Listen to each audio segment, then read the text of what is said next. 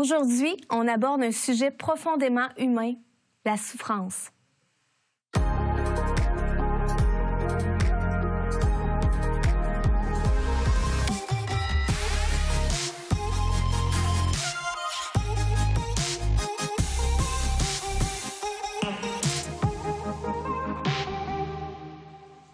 Bienvenue à une autre émission de l'Heure de la bonne nouvelle.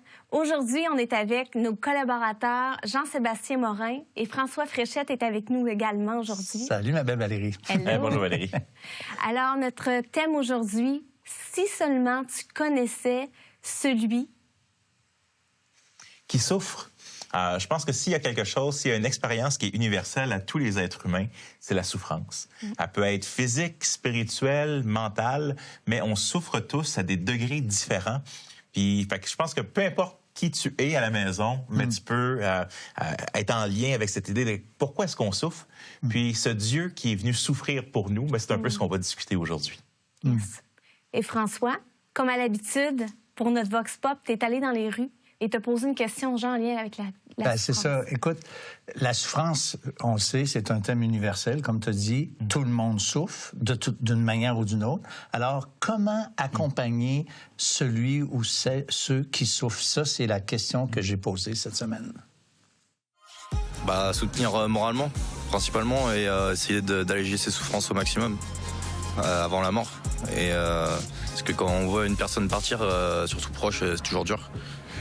Moi, je dirais qu'elle pense à tous les beaux moments qu'elle a vécus. Qu'elle réfléchisse à ça. Qu'elle pense pas à qu'est-ce qui s'en vient demain, mais qu'est-ce qu'elle a à vivre aujourd'hui. C'est sûr que je resterai avec elle pour passer du temps avec elle. Mais sinon,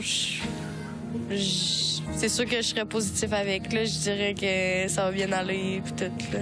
L'encourager ou si elle peut encore aller passer du temps avec cette personne-là.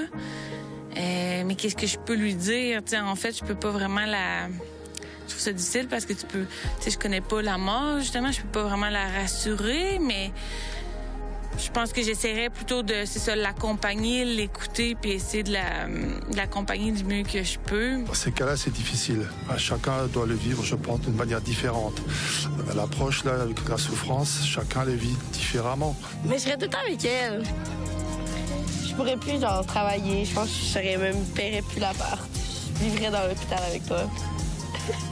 D'être là avec elle, surtout l'écouter, parce que la personne peut avoir toutes sortes d'angoisses intérieures qu'elle veut dévoiler. Et puis, si tu l'écoutes, et puis ça va la calmer. Puis, tant qu'à moi, c'est à peu près tout ce qu'on peut faire. Alors, Jean-Sébastien, qu'est-ce qui te marque dans les réponses des gens? Mais je pense que tout le monde a mentionné l'idée j'aimerais ça être avec la personne. Tout en disant, je sais pas trop, qu'est-ce que je dirais? Je sais qu'en tant que pasteur, souvent, tu as la chance d'aller visiter des malades à l'hôpital, puis je te dirais, c'est peut-être la part que je déteste le plus de ma job. Ça paraît cheap de le dire comme ça, mais parce que je me sens mal, moi aussi. Il y a quelque chose, puis ça a été mentionné par certains autres, de dire, on sait pas quoi dire, quoi faire. Puis même en tant que chrétien, des fois, la souffrance, on souffre tous, mais en même temps, on a un Dieu qui souffre avec nous.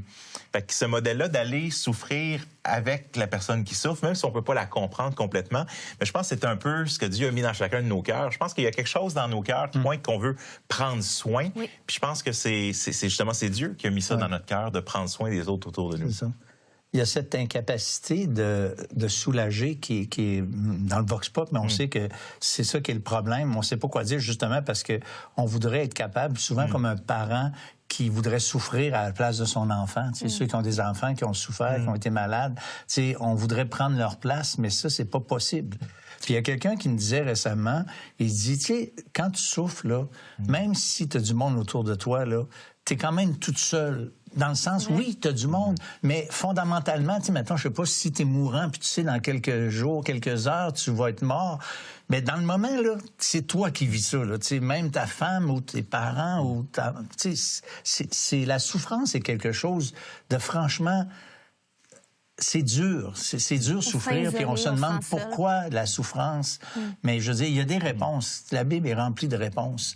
Pas des réponses peut-être qui vont satisfaire tout le monde, mais moi, personnellement, je peux dire que j'ai les réponses dans la Bible qui me satisfassent vraiment, qui me satisfont. En fait, ce qui peut aussi nous réconforter, c'est que quand on traverse une grande période de souffrance, c'est de savoir que... Parce que souvent, on a tendance rapidement à dire pourquoi je vis ça? Pourquoi moi, je dois passer ça? Qu'est-ce que j'ai fait pour mériter ça? Puis, parce qu'on sent comme que c'est une injustice quasiment de vivre la souffrance. Mais dans une grande période de souffrance, si on s'arrête puis on pense que Jésus a souffert des grands deuils, a souffert physiquement, a souffert l'abandon, le rejet, plein de choses qui viennent nous faire du mal en tant qu'humains dans notre expérience humaine, il ne l'a pas évité. Ouais. Il a connu cette souffrance-là, puis on sait que quand on vient à lui, quand on se tourne vers lui, c'est un Dieu qui sait, qui connaît la souffrance. Oui, c'est très rassurant. Oui, c'est rassurant. Et dans notre prochain segment, on revient avec Jean-Sébastien Morin qui va justement nous partager une histoire de la Bible en lien avec le sujet du jour. Une des plus grandes souffrances possibles, Dieu l'a donnée pour nous afin qu'on puisse avoir la vie éternelle. Ça nous rappelle que quand Jésus va être sur la croix, les gens vont rire de lui. Les soldats vont tirer ses vêtements au sort. Les gens vont lui dire « Hey, si t'es si bon que ça, descendons de ta croix! » Mais une des paroles de Jésus, ça a été « Père, pardonne-leur, car ils ne savent pas ce qu'ils font. » Vous avez des questions ou des commentaires sur ce que vous venez d'entendre? Contactez-nous par téléphone ou réagissez sur les médias sociaux.